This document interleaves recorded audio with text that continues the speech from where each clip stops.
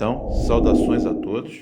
Estamos hoje retomando mais uma aula do Filosofia Cai na Vida, nosso curso aqui de Introdução à Filosofia. E nós hoje vamos falar sobre os filósofos erísticos. É a nossa 15ª aula. Estamos avançando. E nas primeiras aulas nós tivemos, a primeira aula dos sofistas foi sobre uma introdução aos sofistas. Na segunda, nós vimos o Protágoras. Na segunda aula, vimos Górgias e Pródigo. Esse primeiro grupo aí são dos grandes fundadores do movimento sofístico. E hoje nós vamos trabalhar já um outro grupo de filósofos. Sofistas também, não foram os precursores, mas também deixaram um legado. O nosso assunto hoje, o nosso tema é dos sofistas erísticos. E nós vamos trabalhar, então, basicamente com dois filósofos chamados Eutidemo e Dionísio. Só que, como a gente não tem nenhum material escrito sobre eles, não ficou nada registrado deles, vocês vão entender até porque foram tão discriminados. Só temos, assim, citações de diálogos deles a partir de outros filósofos, especialmente de Platão, e filósofos também que, em geral, execravam esse movimento dos erísticos. Já já nós vamos ver por quê. Mas não tem problema. Eu cito o nome deles, embora não saiba o que cada um fez, não teria como falar para vocês, mas ficou um registro das ideias gerais desses chamados erísticos, que é um grupo que é considerado não tão importante quanto aquele grupo dos três primeiros que a gente viu, com Protágoras, Pródigo e Górgias, mas é um grupo importante também, que vai deixou um legado na história da filosofia. Bom, os erísticos, vamos falar então com uma ideia geral dos erísticos, sem ficar numa particularidade do Eutidemo ou do Dionísio, que eu não teria para vocês. Muito bem, há um grupo de sofistas que levou ao extremo a técnica de refutação, sem ter nenhum ideal a realizar. Aqui é um dado interessante, gente. Não sei se vocês se lembram, mas eu falei que aqueles três primeiros filósofos que a gente viu, Pródigo, Górgias e o primeiro deles, Protágoras, trabalharam com a questão do questionamento da verdade. Para eles não existia verdade, tudo teria que ser decidido na ágora, no debate, na discussão. Então, a gente verificou que são filósofos que apostam no debate e que se chegue a alguma conclusão, que se chegue perdendo ou ganhando, a sorte está lançada no debate. Se prepararam? A gente viu como é que eles constroem um processo de retórica. Mas os sofistas erísticos, eles têm uma outra característica. Eles são filósofos que partem da ideia também de que não há verdade, partem da ideia que há necessidade de um debate, só que eles não têm a menor pretensão de um ideal a realizar, de uma verdade profunda, uma verdade não, porque não existe, mas pelo menos um ponto que eles defendessem, um ponto de vista deles. Não há isso. Eles contentavam-se em criar obstáculos à argumentação de seus oponentes. Eles encaravam como um jogo, como uma guerra, como uma batalha, que tinha que ser vencida a todo custo. E preparavam seus discípulos nesse sentido.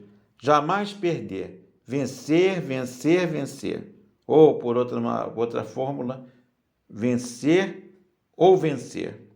Contentavam-se em criar obstáculos à argumentação de seus oponentes e utilizavam estratagemas retóricos. Esses são os traços assim básicos do movimento erístico. São filósofos empenhados na disputa argumentativa, mas, de certa forma, corrompem a tradição inaugurada por Protágoras, que tinha um objetivo claro nos debates filosóficos em que se envolvia. Havia uma honestidade intelectual nele no sentido de chegar até uma verdade, vamos colocar a verdade aqui entre mil aspas, porque não existe a verdade, mas chegar a uma espécie de consenso, um senso comum, uma verdade negociada, vamos chamar assim. Só que os erísticos criaram toda uma sorte de argumentos capciosos, que muitas vezes levavam o oponente ao engano, a aporias, que eram chamadas essas aporias, essas situações que você vai encadeando uma lógica que leva a pessoa a ter uma concepção errônea. Isso deu base para o que a gente chama de sofisma em filosofia. E o Platão tem textos assim que faz essa crítica muito contundente a esses profissionais do engano, como ele chamava. Tem um texto famoso contra Eutidemo, uma espécie de mote que era atribuído a eles. Eu não acredito que eles mesmo tivessem cunhado, mas pode ser que eles diziam: como vencer o debate sem razão. Parece até uma jogada de marketing para você angariar adeptos, alunos. Então, seria isso: como vencer um debate sem razão. Então, partiam do seguinte pressuposto: se não existe uma verdade absoluta, é que eles estão fechados com Protágoras. E se toda proposição pode se contrapor à sua contrária, se é possível tornar forte o discurso mais fraco, então é possível refutar qualquer asserção. Qualquer asserção que se ponha para mim, eu vou ter totais condições de desconstruir, destruir essa visão. Se eu não conseguir, uma coisa é certa: eu tenho artifícios os mais variados, eu tenho todo um arsenal de argumentação que para impedir que aquele meu oponente avance.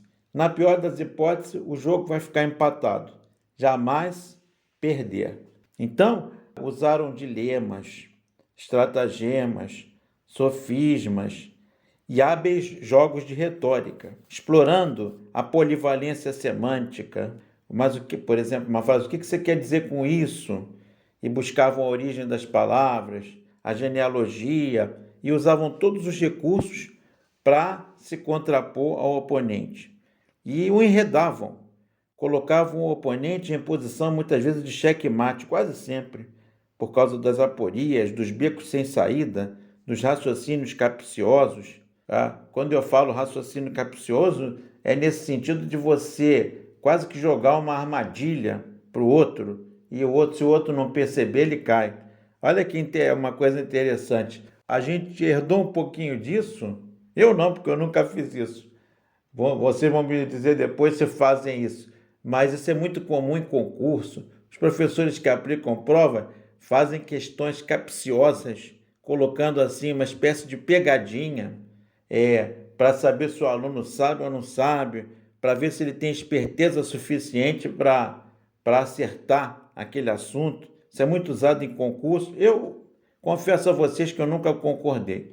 Tenho colegas que me dizem: mas como é que você vai separar o joio do trigo? Como é que você vai separar aquele aluno que é capaz de perceber uma armadilha? Eu acho que tinha que se criar um outro critério. Esse negócio de você aprovar alguém porque ele é mais esperto para entender uma questão que já é maldosa, eu não concordo com isso. Fica essa provocação para vocês. Inclusive para quando vocês elaborarem testes, provas, isso eu não faço mesmo, mas de repente vocês fazem. E aí pensar sobre isso. O que vem a ser isso? Fazer uma questão capciosa, ou colocar uma situação capciosa, cheia de armadilhas, de cacos de vidro, para a pessoa se tropeçar. E ela tem que de alguma forma, ter uma malandragem para sair daquilo ali.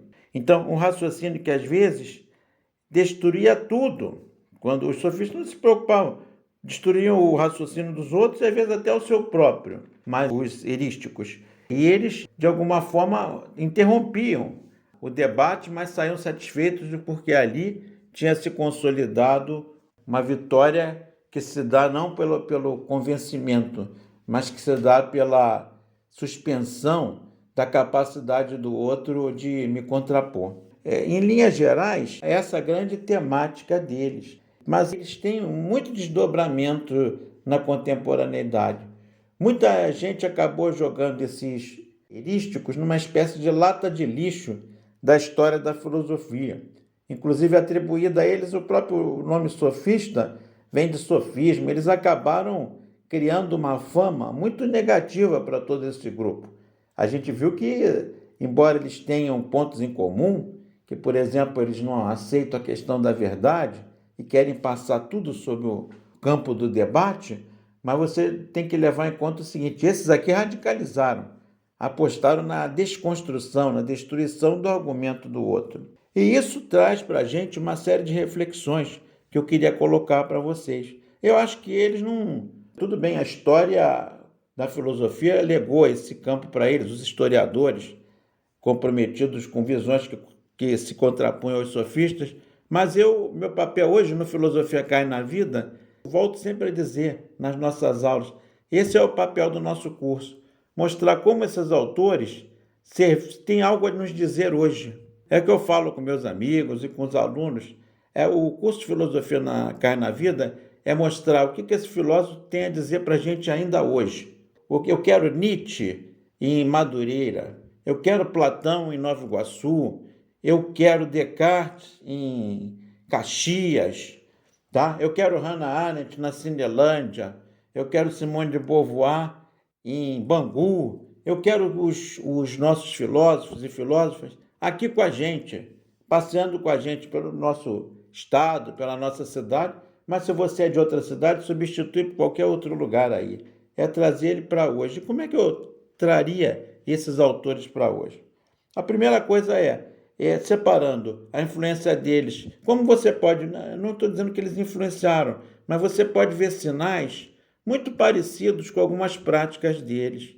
O nosso debate hoje político, o nosso debate em diversos campos hoje está muito baseado nisso, em calar o outro, colocar o outro na defensiva. Você vê muito isso no marketing político, nas estratégias de redes sociais. Só que até os erísticos, perto de muita coisa que acontece hoje, seriam anjos, com auréola e tudo.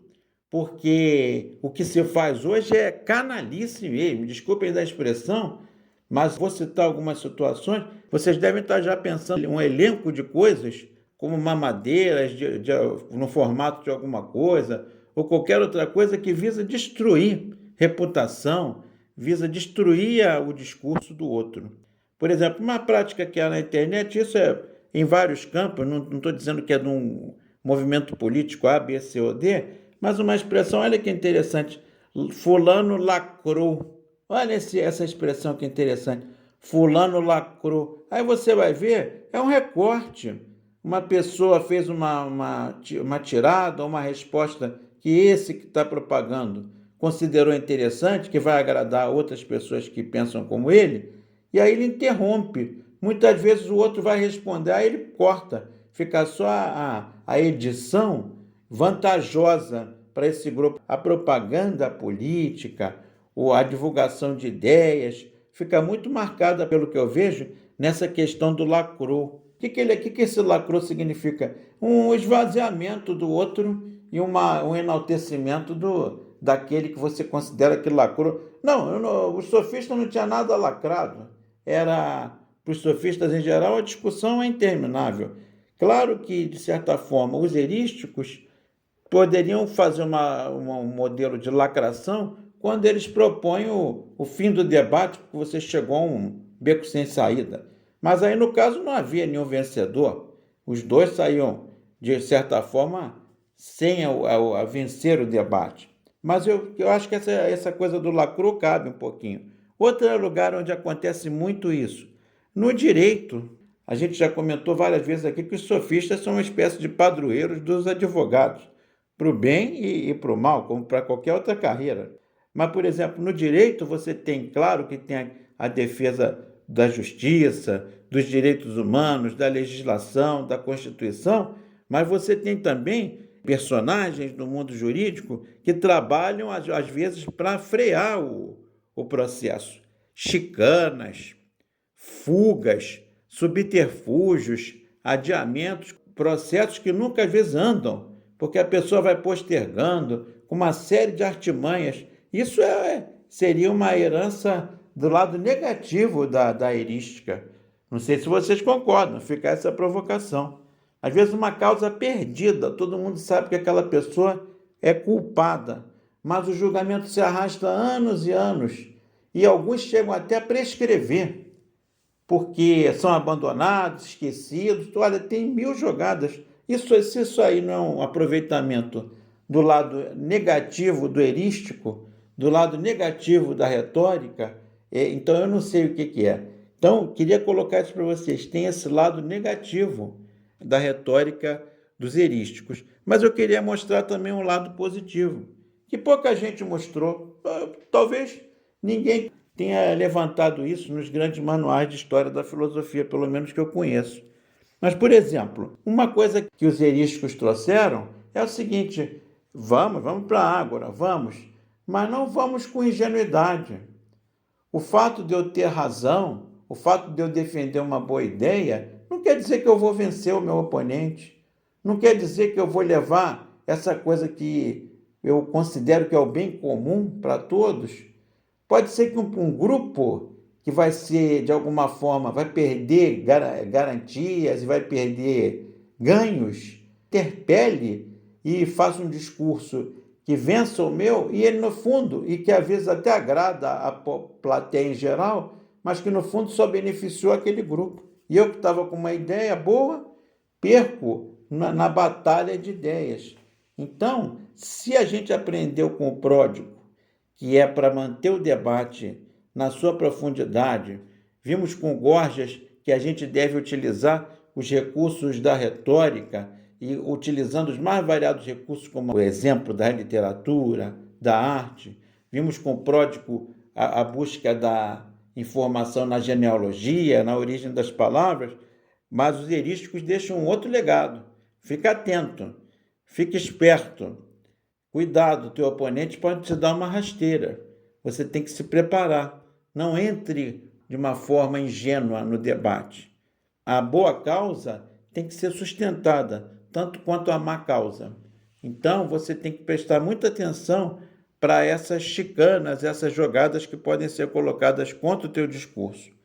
Então, eles vão defender que nem sempre o tema defendido, com a melhor intenção e que leva ao bem comum, é o vencedor. Então, os erísticos preparam o caminho para uma postura menos ingênua, para você tentar vencer situações que você possa ter razão, você possa ter um bem a ser defendido e perder por exatamente ser utilizado alguma artimanha. Uma prática, por exemplo, que eu verifiquei também, que acontecia muito nos debates, principalmente quando eu fui de movimento estudantil, uma coisa que eu achava, fui aprendendo a ver como negativa. Eu não estou dizendo que as pessoas eram más, né? Não entro nesse detalhe. Estava todo mundo, por exemplo, bem intencionado num debate de movimento estudantil. Eu participei quando fiz na filosofia, participei de movimentos, então muita discussão. A gente estava no final da década de 80, à volta da democracia, havia muito debate na universidade e haviam grupos que eu percebia, então era um debate ali, uma mini, vamos chamar assim, micro ágora. Então tinha várias tendências, estavam vindo muitos grupos de tradição marxista, grupos das mais variadas tradições, muito grupo de esquerda e que era natural, a gente tinha ficado calado durante muito tempo, e havia alguns grupos mais radicais, assim, que defendiam, baseados em uma proposta anarquista, que eu acho a filosofia anarquista muito interessante, mas esses grupos iam muitas vezes para reunião, eu acredito que tenha mudado hoje, não sei, mas na época a ideia deles era participar de uma eleição para representante, e muitos deles, quando chegavam no poder, quando eram eleitos, dissolviam o CA, as representações, e o que acontecia? Você ficava sem representação nenhuma, porque eles acreditavam que as pessoas iriam participar sem ter uma centralização, e às vezes acontecia, mas era uma coisa que ia enfraquecendo. Então eu ficava sempre com a pulga atrás da orelha e falava, participou de uma eleição para depois acabar com a representação, ou pelo menos do modelo que a gente tinha vivido até aquele momento. Então aquilo me deixava muito assim, na dúvida. Mas havia uma outra prática que alguns desses grupos faziam naquela época, hoje pode ter mudado, é que eles iam para uma reunião e às vezes eles ficavam exatamente usando desse recurso da retórica de dominar a reunião. E ficavam falando, e as pessoas iam indo embora, E muitos de nós começou a perceber essa tática, porque depois, às vezes, não tinha mais quórum, todo mundo tinha ido embora, ninguém aguentava aquele debate. E eu, quando reli agora os erísticos, me veio à cabeça isso. Pô, tem pessoas que vão para o debate não para debater, mas para, de alguma forma, não deixar que aconteça nada ali. Fica aí essa provocação para vocês. Isso acontece ainda hoje? Não sei. Quem sabe você já viu uma situação parecida dessa. Olha aí outra coisa que tem um cheirinho de erístico, né? Estou falando para o bem e para o mal. Isso aí, cada um de nós é que vai fazer a sua leitura. Uma outra coisa, quando a pessoa, por exemplo, isso aí no campo até macropolítico, né? Tem vários textos hoje falando sobre como as democracias acabam, tem vários livros falando sobre isso, e você vai vendo que muitos candidatos se elegem fazendo um discurso contra a política e tal, e depois, quando são eleitos, querem restringir a democracia. Então você vai vendo como é um debate só para vencer e para depois implantar até uma coisa que nega o próprio debate que levou essa pessoa a chegar. E muitas vezes as pessoas, você vê hoje em dia, o marketing e a internet muitas vezes manejam muito mais, tem muito mais força para eleger do que o próprio debate. Não sei se vocês estão percebendo como o debate está sendo esvaziado, os debates políticos. Vamos verificar agora esse ano, nas eleições municipais, se vão voltar debates, porque de uma maneira geral eles estão acabando, então está sendo decidido numa ágora eletrônica, que é a internet, que não é bem uma ágora, porque muitas pessoas falam para quem quer ouvir aquilo, né? E os indecisos muitas vezes são enganados por mensagens falsas. Então, os erísticos podem ser vistos como inspiração para esse lado negativo, mas também para quem faz a crítica. Peraí, mas isso aí não é um debate? Esse cara está me possibilitando, eu tenho que me preparar, tenho que ser menos ingênuo, eu tenho que estar pronto para desmontar essa máquina de guerra que o oponente criou. Então, na história da filosofia, isso foi uma provocação que eu fiz na atualidade, tá, gente? Mas na história da filosofia, você tem vários movimentos. A própria história da filosofia é isso, um debate que se estabelece com correntes filosóficas que vão se colocar como antagônicas, muitas vezes não é no mesmo momento histórico. Muitas vezes um século depois aparece uma outra corrente, mas sempre nesse sentido, de desconstruir aquele discurso anterior e colocar um outro, às vezes aproveitando, dependendo do grau de aproximação das duas teorias, ou até três, que se confrontam, e alguns filósofos fazem uma espécie de síntese.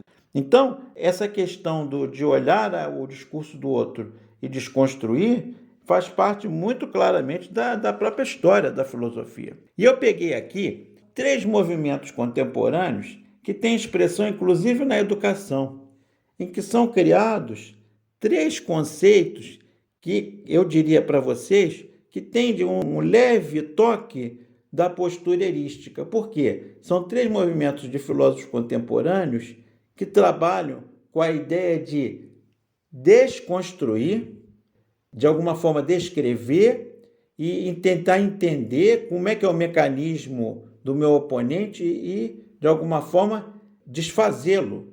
E, a partir daí, construir uma outra coisa, construir algo diferente. E eu escolhi exatamente 3 que têm aportes na educação. Como eu sou professor de filosofia da educação, trabalho muito essas questões. Mas peguei também 3 filósofos, sendo que 2 deles não são ligados à área de educação, mas que trouxeram desdobramentos na educação.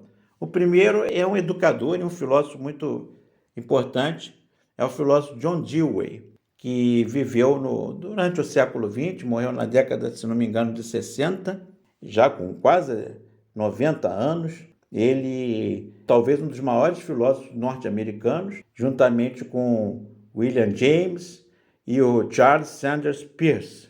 O John Dewey, ele revolucionou a educação não só americana, como teve uma participação muito grande na educação de vários países. Ele, juntamente com a Maria Montessori, William Kilpatrick, Roger Cosinet e tantos outros, Adolphe Ferrier, o Celestin Freinet também é catalogado nesse grupo, formam um grupo dos chamados escola-novistas. Mas o Dewey, mesmo como filósofo, antes de ser um filósofo específico da educação, ele escreveu vários textos em que ele propõe a teoria da reconstrução, em que ele analisava filosofias predominantes, no caso dele na América do Norte, e ele iria tentar reconstruir algo a partir da observação e da verificação de que aquele modelo que está sendo estudado não dá mais conta do momento em que está sendo vivido. Então ele vai fazer isso no campo com a crítica que ele faz à metafísica, propondo uma filosofia pragmática. Ele, juntamente com William James, é o pai do chamado pragmatismo americano. Vale a pena uma observação: pragmatismo não é uma coisa como a gente considera hoje. Você chega e fala que uma pessoa é pragmática, dá a impressão que ela é uma pessoa interesseira, não dá ponto sem nó. Não é bem assim. No caso da filosofia pragmática americana, do John Dewey, ele propõe exatamente a filosofia ser voltada para as questões do cotidiano. Ele era uma pessoa com uma formação sólida em metafísica, teve uma formação filosófica muito ampla, mas a preocupação dele maior era em colocar a filosofia no dia a dia, como ela pode atender demandas mais imediatas.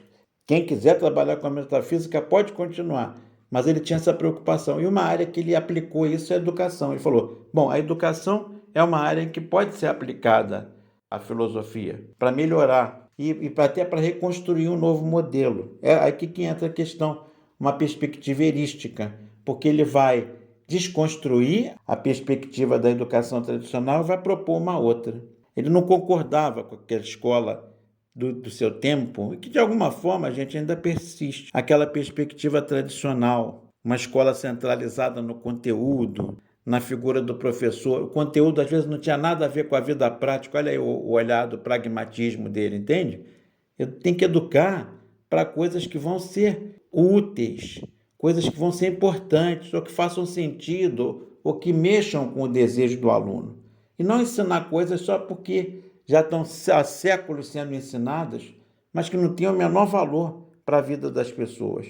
Então, ele contesta a centralidade do professor, contesta o conteudismo, contesta a ordem disciplinar, com castigos, que a educação tradicional fazia aos borbotões, com a ideia de ordem, a ideia de civismo, a ideia de classificação através de notas, uma hierarquia dos alunos, as salas divididas como se fossem as classes sociais. O John Dewey contesta isso tudo, tá? A aula expositiva, a memorização. Ele chega a falar, colocar um quadro. Reparem como é que ele vai desconstruindo tudo com essa crítica. Ele pega uma aula, vai dizer que o parâmetro das aulas era verborrágico. A base era verborrágica e, de certa forma, ainda é em muitas situações.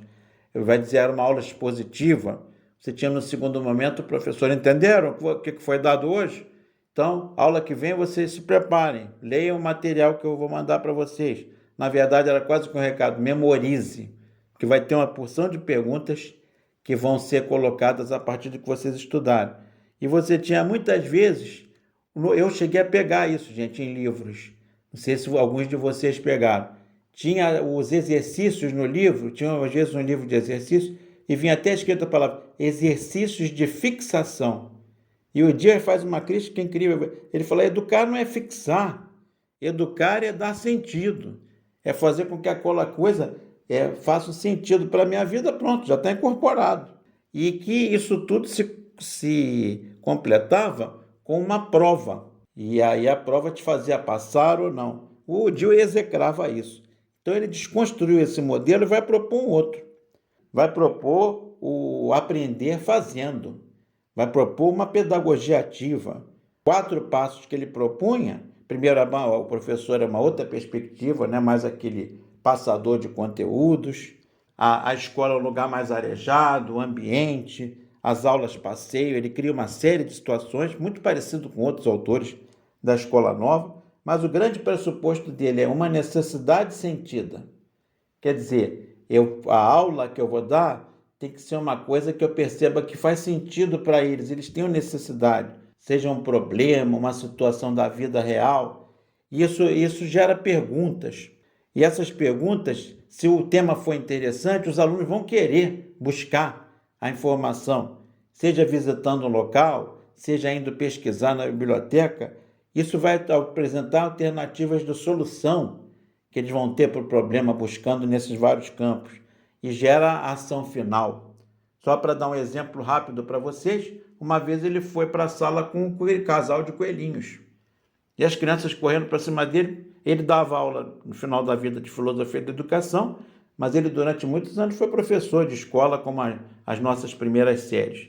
E ele foi, séries iniciais, e ele foi, levou o casal de coelhinhos de propósito, e as crianças, você sabe o que a criança faz, né? Correram para cima do Dewey, e me dá, professor, deixa eu pegar e tal. Ele falou, não, gente, olha só, eu trouxe esse casal de coelhinhos, mas eles não são meus, nem são de vocês também. A pessoa que me deu, me emprestou, na verdade, ela quer que a gente crie eles na escola.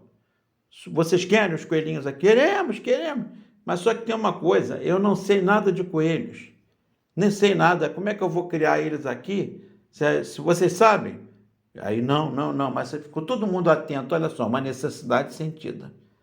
E a partir dali ele... Então vamos pensar aqui, me ajudem aí, vamos lá, gente. Aí um aluno, professor, será que a gente for perguntar naquele nosso mini zoo aqui da cidade, será que não tem? Tem um veterinário que pode falar, tem coelhinhos lá, eles criam. Aí eu digo, ótimo, vamos fazer um grupo, quem vai poder ir lá? Aí vão um grupo de alunos. Depois outros alunos, professor, e isso tem uma pet shop, a gente pode perguntar lá. Eu já vi também, ali vende coelhos. Aí foi um outro grupo. E um outro grupo que ficou foi para a biblioteca, pesquisar enciclopédias que tivessem um verbete coelho, como aquelas enciclopédias Mundo Animal, coisas do gênero. Daqui a pouquinho eles voltaram. Então, que agora reparou uma necessidade sentida, análise do problema, foi essa segunda etapa. Agora, alternativas de solução. Eles chegaram com várias. Olha, o coelho come isso, tem que deixar separado tal período, tem que fazer isso, tem que fazer aquilo. Como é que é a casinha deles? E aí vem a ação final. A ação final, sabe o que era, gente? Um projeto.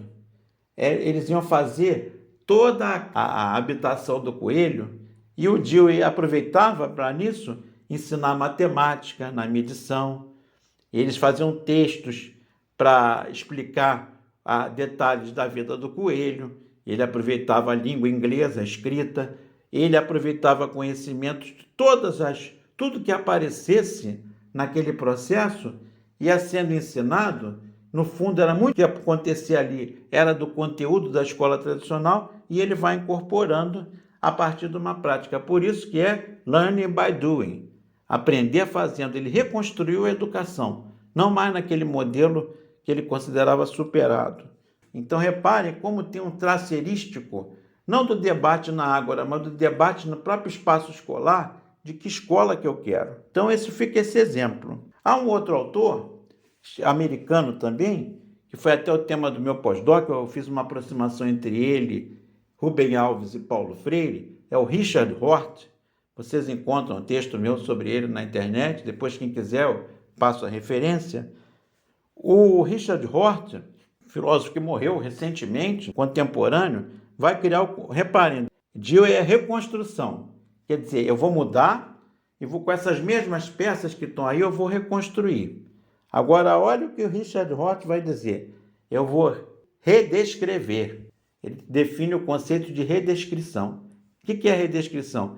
É mudar o conceito. Você vai mudar, inclusive, às vezes até o nome, tá? Porque você mudou o conceito, você vai fazer uma mudança semântica, vai fazer uma mudança estética, uma mudança ética. A mudança semântica reflete a mudança ética e vice-versa.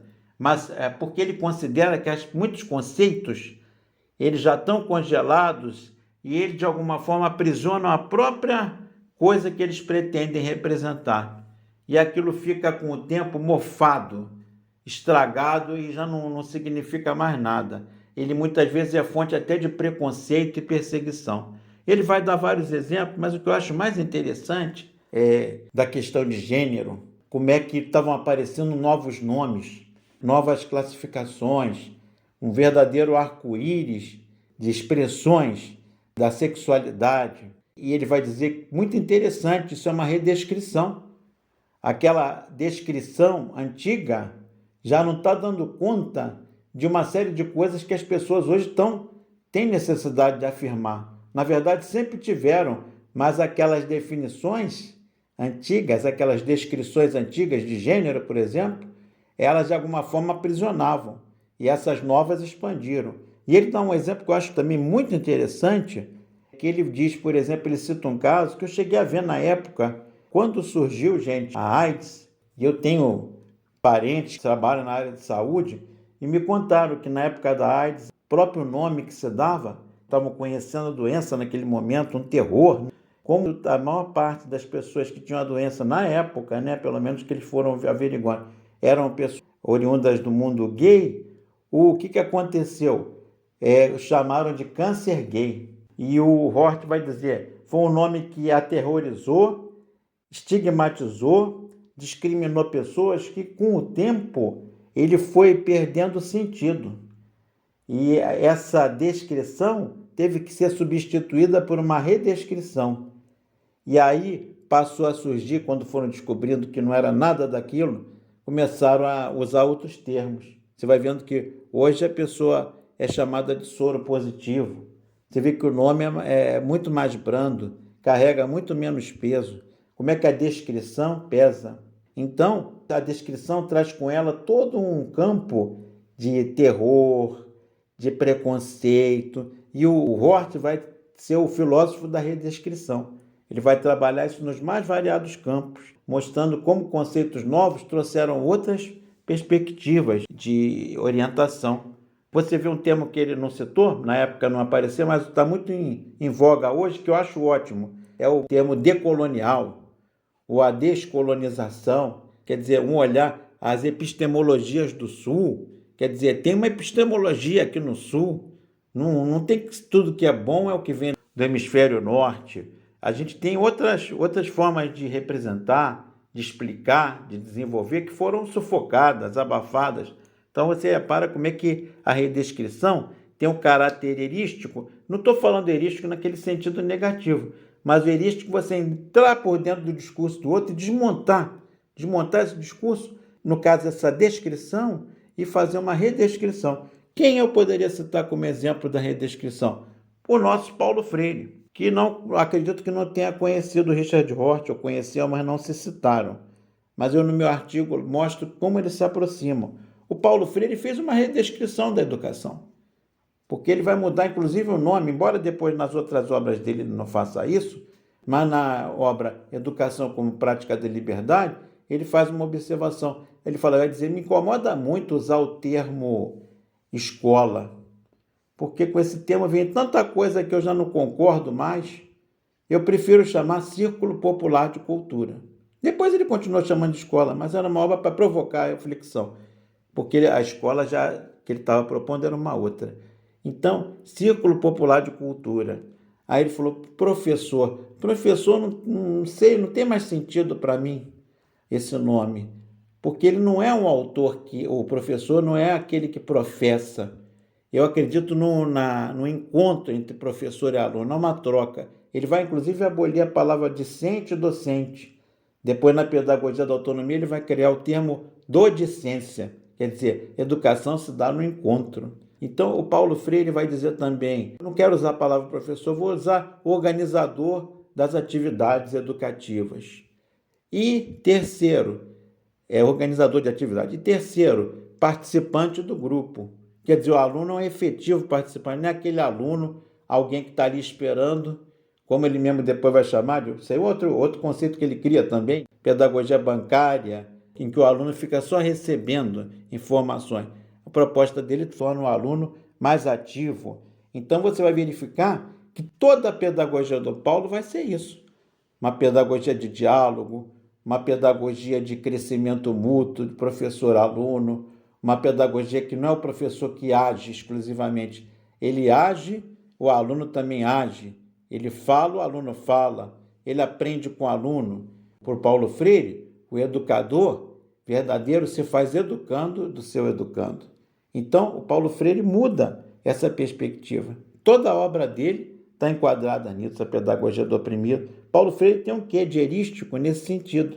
Ele também redescreve, ele repagina a experiência escolar.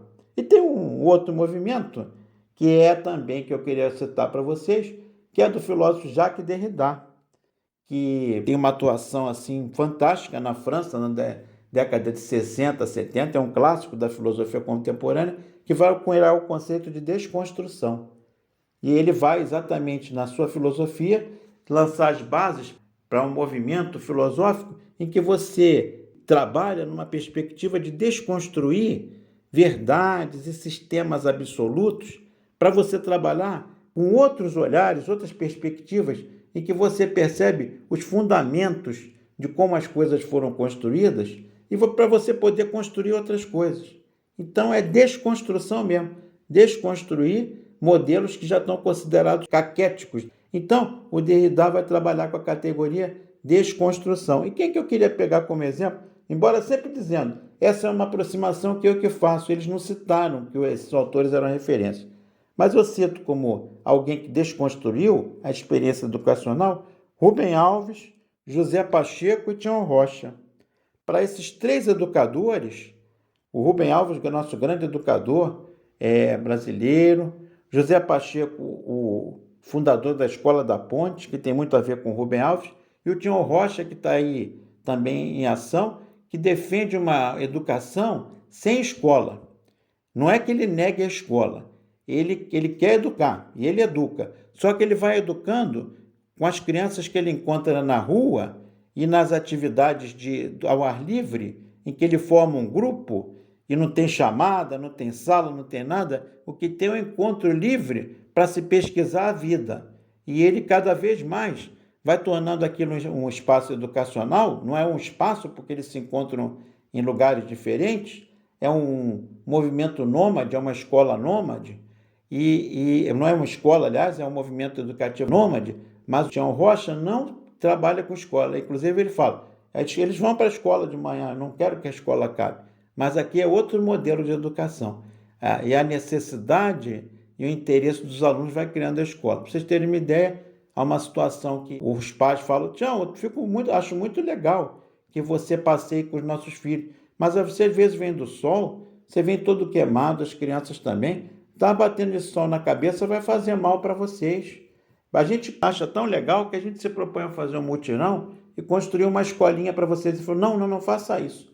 Nós não queremos escola. O senhor acha que o sol está muito ruim? Está incomodando as crianças e a gente? Então, vocês sabem fazer chapéu? E as crianças, não. Então, nós vamos aprender a fazer chapéu. Então, ele convoca uma pessoa que ensinou eles a fazer chapéu de palha. Um dia eles chegam para ele, Tião, poxa, a gente jogou bola, tomou um banho aqui, mas você esqueceu de botar o sabonete. Aí ele falou, mas vocês sabem fazer sabonete? Não, nem sabonete, nem sabão. E eles aprenderam então a fazer sabonete, sabão. Outro dia eles chegaram todos sujos de uma atividade e o pai falou, Tião, por que você não bota um uniforme para eles, suja menos?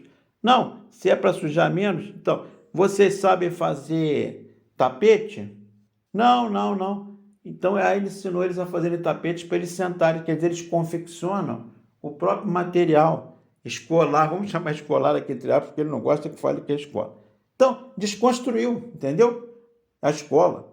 Outro, Rubem Alves, fez toda uma reflexão teórica que ele desconstruiu a escola em todos os campos. Foi além do Paulo Freire, tudo que o Paulo Freire falou ele encampou, mas vai mais além, porque ele quer a escola também como um espaço de desejo, de prazer.